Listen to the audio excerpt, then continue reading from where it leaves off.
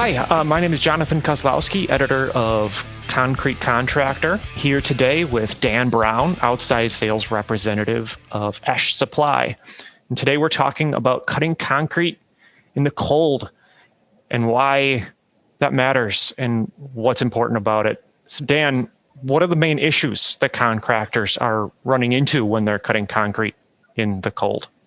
So every year, whether it's the fall or the spring, we have weather changes. And with those weather changes come how you need to approach cutting concrete differently. So we have control joints that get put into the concrete that help prevent random cracking. So if you can picture, maybe your grandmother's garage concrete slab, you might look and you see a bunch of random cracks through it.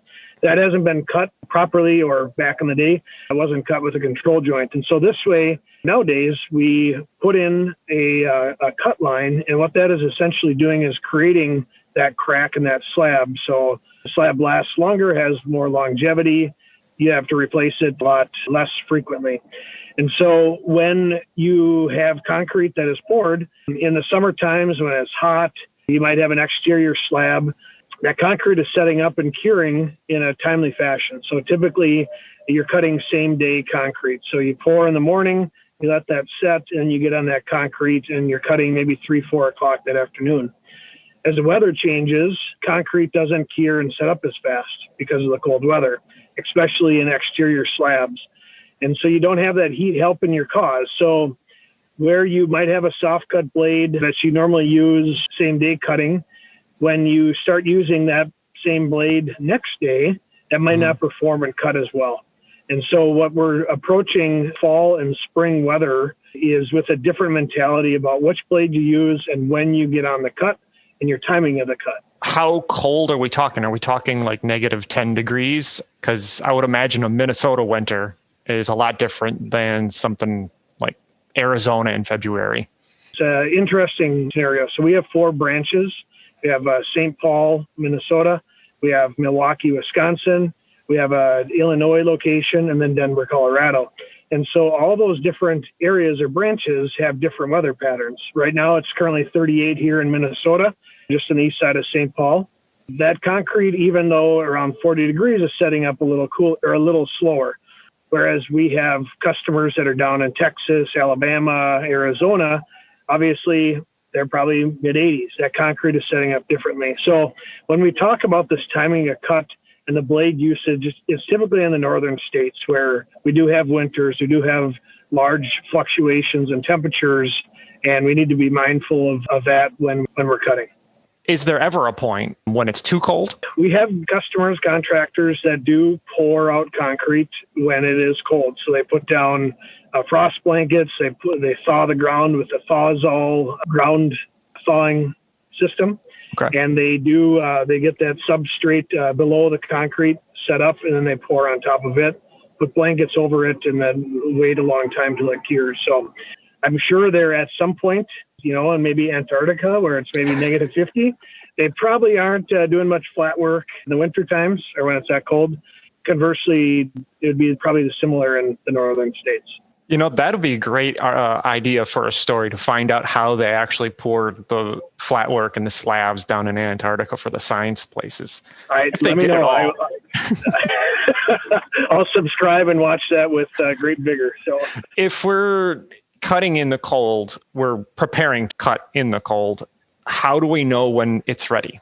So a few different ways you go about that. One is you're monitoring and watching the slab. So any good saw person is in tune with their concrete. They know what it's doing, how it's hydrating. It's a crazy thing, but there's folks out there that know concrete and know it well. And so what they're doing is they're watching the slab as it's kind of changing color. That's concrete is hydrating and kind of starting the curing process. Mm-hmm. What you're doing is first doing a step test. So you take your boot and you put your boot out onto the concrete. And if you don't have a depression from your boot, you know that you're getting close. The next is a saw roll. So you take your soft cut saw that you're going to be cutting the control joint with, and you roll the saw onto the slab. What that's doing is now you know that concrete, if it doesn't make a depression, you know that concrete can support the weight of the saw that you're using as well as the person that's running the saw, and then you can start your cut. The biggest indication is if your timing is correct is in your joint. So as you make your first pass, maybe 20 feet, 30 feet, depending on the width of your slab, you look at the joint. And if there's any sort of raveling or spalling, which is where the top of the concrete starts to break out, that means that the concrete is still too soft. The other side of the coin is if you make that cut and it's just really crisp and clean, you don't have any breakout, raveling, or spalling, you know that your timing you're right in that window and you keep on going. The interesting thing with a larger flatwork pour is that concrete, you place it from, say, left to right. So you start putting the concrete down and you finish over to the right side. The stuff that's on the left side is going to be cured quicker than the stuff on the right side. Does that make sense? Okay. So you've got a 30 by 30 slab and you start on the left side of that 30 by 30 and you pour that concrete out.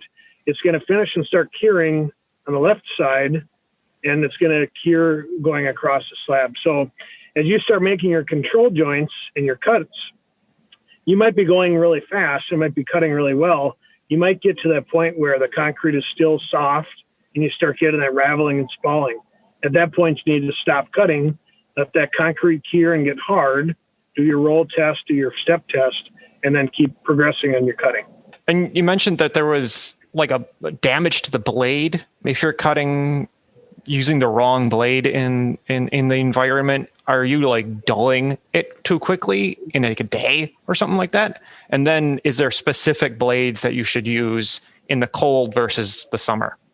We talk about bonds. Bond is the metal that holds a diamond in place on the diamond segment. Okay. And so when we have a really soft concrete that's still green and still, it's not hard, it's still curing, that's considered soft or green concrete. And when we have a soft bonded diamond blade, when we pair those two together, you can wear that blade out really quickly. If we're cutting green concrete, typically we want to go on a little harder side. So like our purple spec, and you would get more footage out of it. You'd still get a good clean cut. Conversely, if you use, say, a next day blade on really green concrete, so again, you have that soft bonded diamond with the soft concrete, it's going to cut it really well, just that your life will be really short. The diamond segment will wear out. You'll be buying a lot more blades. That's wasting money, and we don't want to do that. No, exactly. Is the changing of the blade like a painstaking task? It's not. No, for a seasoned veteran out there, changing out the blade is quick and painless. An impact socket, battery-powered socket gun makes it go a lot quicker. It's pretty painless. Okay. It's just a matter of knowing when your blade is worn out and when you're changing it. You mentioned these colors, pink and purple. Is that specific to Esch Supply, or is that like an industry standard? Soft Cut, which is now owned by Husqvarna, they were the founders of Soft Cut. So they came up with the idea back in the mid-'80s. They've built out a color spectrum. So depending on where you're at in the country and the aggregates that you have that you're cutting, we use different blades in that arena. Typically in the Midwest, Minnesota, Iowa, Wisconsin, it's fairly favorable concrete. It's nothing overly hard. Some of the Dakotas, you can get into some harder, real iron-rich aggregates, and those cut a little different. Just for argument's sake, when we're in the metropolitan Twin Cities area on over through Wisconsin, we have a purple blade, which is an industry standard color that we've private labeled and built our own purple. It's called our Esch Pro Cut. Okay. We have a full line of blades from 6, 6.5, 8s, 10s, 12s, 13.5s, as well as paver 14-inch blades. So that typically cuts same day concrete, some into next day in the summer months. We do have a next day blade, which we've built and tested, called our pink blade. Pink blade is used for when in the middle of the summer when the concrete is really cured and hard and you're starting to lose the slab, meaning that it's making it really hard to cut. This pink cuts phenomenally in essentially next day concrete or cured concrete. And that is specific to Esch. Okay. Are you supposed to use the pink blade in the cold? So you can, but going back to pink blade is a really soft bonded diamond blade. And so when you have that concrete that isn't curing same day, it's maybe going to the next day, you may not use the pink blade for that next day cutting because, again, you're going to sacrifice a lot of life. In the colder temperatures, you're probably going to want to use a purple even next day, where in the summer months, you would use a purple same day. What are the biggest problems that contractors are seeing when they call up Esch Supply saying, something's wrong, it's not cutting? What are they saying? We get it, like I mentioned earlier, we get it every spring and we get it every fall, where a contractor calls in and says, you guys changed something in this blade. This blade isn't cutting like it used to. I'm going through way more blades or what have you. And that's then our opportunity to train and educate, something that we do really well, both over the phone as well as on site, on the job site. We have a full delivery staff as well as all sales reps that have trucks, and we go out there and diagnose the problem. And 9 out of 10 times, it's something where we don't have the timing of the cut correct. We're using the wrong blade at the wrong time. And inside of, half an hour of being on the job site, we get it dialed in and customers and contractors happy, and they're getting some nice, clean control joints. Well, I think that's all the time we have for today. Thank you very much for joining me. Thank you very much for watching, everybody online. If you're looking for more information, find us at forconstructionpros.com. Thank you. Thank you.